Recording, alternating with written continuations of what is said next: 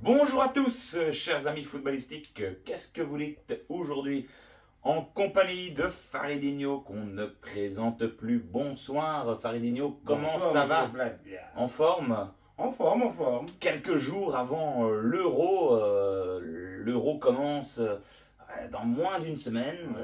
Vous êtes prêts? Ça va? Oui, on est toujours prêt pour le football. Hein. Magnifique. Ben voilà, on a assisté ce soir au dernier match de préparation des Diables Rouges entre la Belgique et le Luxembourg qui s'est soldé par une victoire 3-0 de notre équipe nationale. Qu'est-ce que vous avez pensé de ce match rapidement sans trop rentrer dans le détail Ben, voilà, c'est un match. Une équipe qui joue derrière, une petite équipe, que le Luxembourg, qui se débrouille pas si mal que ça, qui sont passés à ça des miracles pour la Coupe d'Europe. Mais, allez, les Belges ont contrôlé le match, je pense, et cette peur de blessure, voilà, enfin, plein de détails. Après, on a eu des belles choses quand même. C'est vrai avec une équipe luxembourgeoise incarnée par bien sûr Anthony Maurice qu'on connaît par cœur maintenant, qu'on suit à l'Union depuis 3 ans. Et voilà, on a envie de le saluer ce soir parce que il ponctue une très très belle saison, encore une fois, avec l'Union, avec ses playoffs. Voilà, ça a été compliqué. Mais bref, on va pas revenir là-dessus. Mais en tout cas, ce soir, il a encore fait quelques arrêts décisifs, importants. C'était pas un match facile pour lui, mais bravo à cette équipe luxembourgeoise qui, tout doucement, joue un peu plus la compétition. Ils étaient quand même pas très très loin de se qualifier. Ça s'est joué à un match de barrage contre la Géorgie. Donc voilà, force aux amis luxembourgeois et peut-être qu'on les reverra prochainement dans une compétition. Ouais, j'espère. Hein. Voilà, ce serait mérité pour nos voisins luxembourgeois. Pour entrer dans le vif des Diables Rouges, ce soir on avait ce qui semblait être plus ou moins la composition que Domenico Tedesco souhaitait aligner au premier match le 17 juin face à la Slovaquie, avec voilà, un Koun Castells toujours dans les buts, un Castagne en back droit, Faz, Witzel et, petite surprise du chef, Thomas Meunier qui a commencé au back gauche, Mangala, Onana, Kevin De Bruyne en milieu offensif. Sur les flancs, on a Doku à gauche, bien sûr, Trossard à droite et Romelu Lukaku à la pointe de l'attaque. Selon vous, est-ce que c'était déjà la compo que vous auriez fait pour commencer le premier match face à la Oh, Slovaquie? j'aurais sûrement pas mis Meunier à gauche, mais je pense que oui. Pourquoi pas essayer? Il faut trouver des solutions. On va en parler après. Mais, les exemples se sont créés. Il faut trouver des solutions. Après, il faut l'essayer. Je pense qu'il faut permettre, hein, justement. Et c'est pour ça qu'on choisit des matchs peut-être plus faibles aussi. C'est pour permettre aussi de faire qu'on veut un petit peu aussi De nous faire tempo. tourner. Et donc voilà. Après, niveau offensif, pour moi, c'est quasi la meilleure. Ouais. Oui, je pense que niveau offensif, je suis assez d'accord avec ça. Au Après, niveau du milieu de terrain, ce sera ça. Offensivement, peut-être, il y aura peut-être un switch avec Trossard, à voir, hein, mais sinon, le reste, ça me semble quand même déjà acté. Par contre, voilà, on en avait parlé dans notre dernière vidéo, et ces matchs amicaux là, ça fait du mal, et je l'avais déjà dit hein, dans notre dernière vidéo, encore une fois, en priant pour qu'il arrive absolument rien à nos Diables Rouges. Et première mi-temps, on se retrouve déjà avec deux diables blessés. Un qui semble quand même d'un très mauvais pronostic. Thomas Meunier qui se blesse après 19 minutes. Et là, ça a l'air inquiétant. Ça a l'air quand même inquiétant. Il doit passer une IRM demain et le staff n'avait quand même pas l'air très rassurant. Et par rapport à Witzel qui est sorti aussi à la mi-temps, une petite gêne musculaire, il a eu un coup au visage, on ne sait pas trop ce qui s'est passé. Là, ça avait l'air d'un peu plus salé. Mais blessure de Thomas Meunier, c'est quand même une tuile. On n'a pas 10 000 remplaçants au niveau des backs. Euh, Théâtre est déjà blessé, il ne jouera pas le premier match, il ne sera pas opérationnel. Meunier, ça commence à devenir inquiétant quand même cette histoire-là. oui, non, oui, c'est c'est inquiétant. Après, bon, voilà, c'est des choses qui arrivent. Hein. Moi, vaut mieux qu'il se blesse aujourd'hui, malheureusement. Malheureusement, vaut mieux qu'il se blesse aujourd'hui que l'Euro, j'ai envie de dire. Après, des choses qui arrivent, voilà, c'est dommage parce que il voulait justement le tester. Et je pense que, voilà. Après, je pense que, voilà, après, c'est vrai que Théâtre et Vertonghen vont revenir de blessures. Mais C'est quand même pas génial hein, pour commencer une compétition comme ça de haut niveau, avec des équipes qui seront mobilisées à 200%. Faudra certainement pas après, sous-estimer la Slovaquie, la Roumanie, non, après, l'Ukraine. c'est arrivé avec Compagnie à l'époque aussi. Hein. Ouais. Et si je m'en souviens bien, avait commencé la Coupe du Monde, je pense, enfin, ou l'Euro, je ne sais plus. C'était la Coupe du Monde, La Coupe du Monde, bien au sûr. troisième match. C'était Boyata Donc, qui avait commencé, je me souviens. Voilà, donc Ouais, c'est bien des sûr. choses qui arrivent. Compagnie, je pense pas que ça. Voilà, après, Compagnie, c'est le prince, voilà. Mais je veux dire, à nos calibres.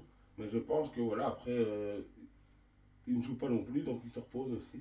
Donc je pense qu'ils vont, à part le collectif qui est un peu nouveau, mais je ne m'inquiète pas pour Théâtre en tout cas, et Vertonghen pourra nous aider, je pense, quand même. Écoutez, j'espère, on verra. On verra quelles seront les infos demain matin.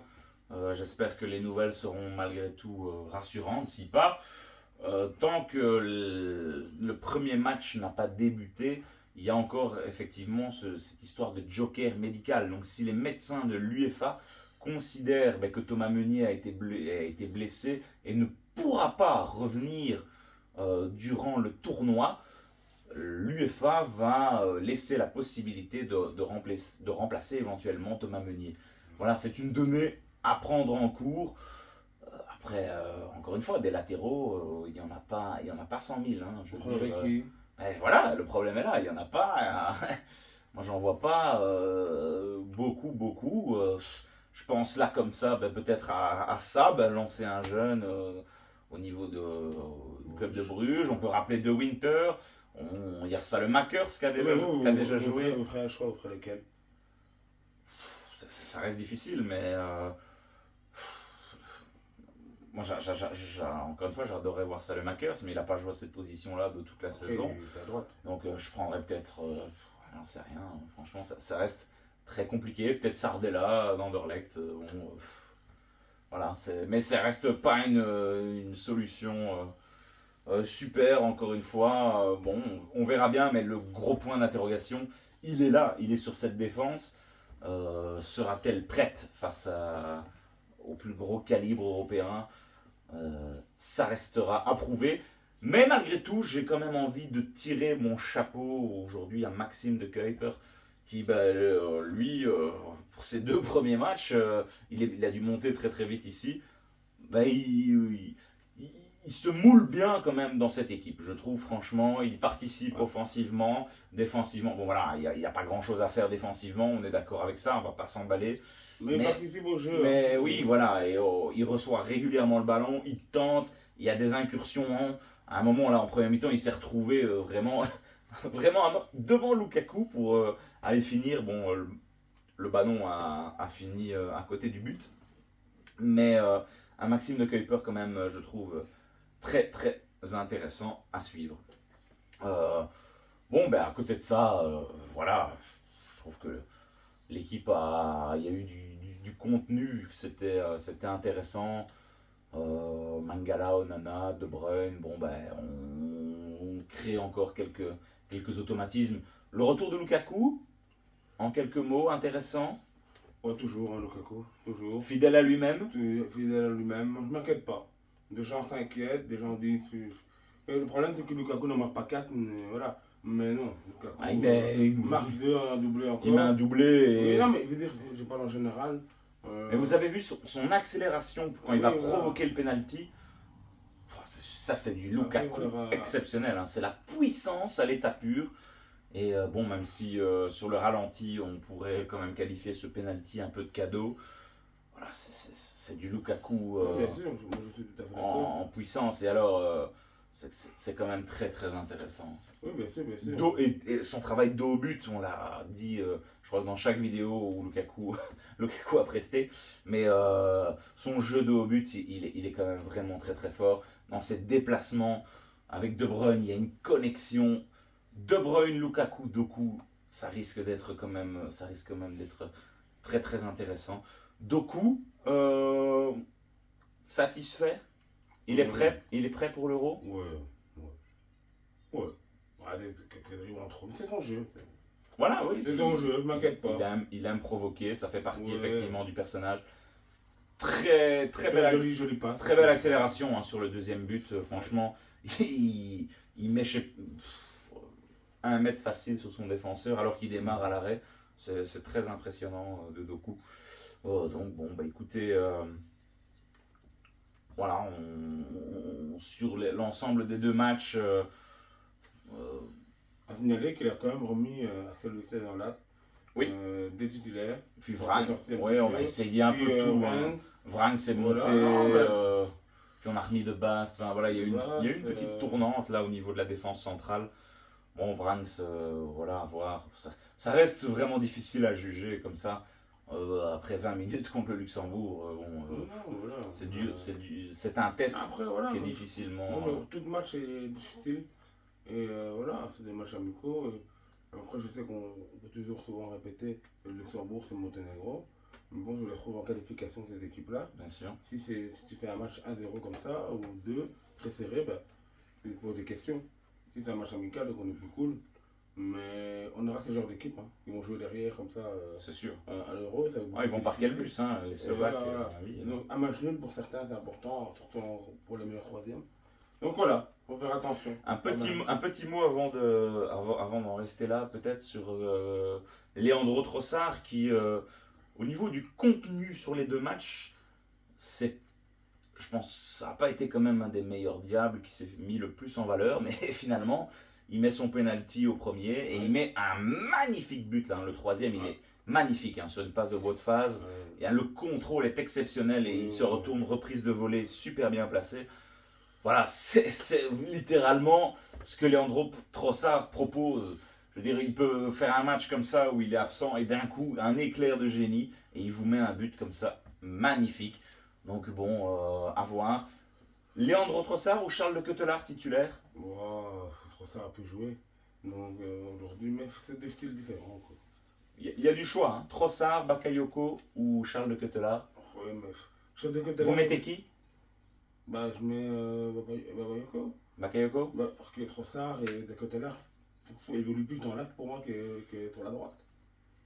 Moi, je ne considère pas pour des joueurs de latéral, moi. Bien sûr, ok. Même si il produit beaucoup. Hein. C'est là que ta position était à droite. Moi j'ai bien aimé hein, la rentrée de Ketelaere. Ah oui, bien sûr, hein, tranquille. Très intéressant. Tranquille, Enfin, j'espère qu'il aura sa. Je le vois plus comme soutien Mais d'attaque en fait. j'espère qu'il aura sa. On va dire, allez, son mot à dire dans cet Euro parce qu'il est aussi auteur d'une superbe saison et je pense vraiment que ne pas l'utiliser, ce serait une erreur. Voilà, bah écoute, je pense qu'on va pas traîner en longueur. On refera peut-être une vidéo avant le départ des Diables en Allemagne pour un petit peu, on va dire, faire une préface de cet Euro.